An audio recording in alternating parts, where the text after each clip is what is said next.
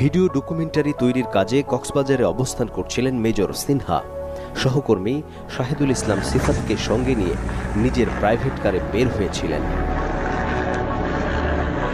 Marine drive হাঁকিয়ে পৌঁছান টেকনাফের পাহাড়ছড়া ইউনিয়নের ৭ নম্বর ওয়ার্ড সংলগ্ন এই জায়গায়। গাড়ি পার্ক করে রওনা দেন পাহাড়ের উদ্দেশ্যে।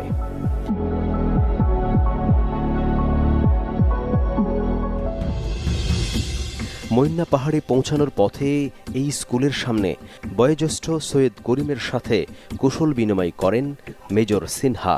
ওটাই বাবা কেমন আসেন, আমি বাবু ভালো আছি, আমার এইটাই রাস্তা থেকে যাওয়া যাবেন, সাথে যাওয়া যাবে না। দেখা হয় মাথাভাঙ্গা জামে মসজিদের ইমাম হাফেজ জহিরুল ইসলামের সাথেও। তিয়া ওনার পরে ও সালাম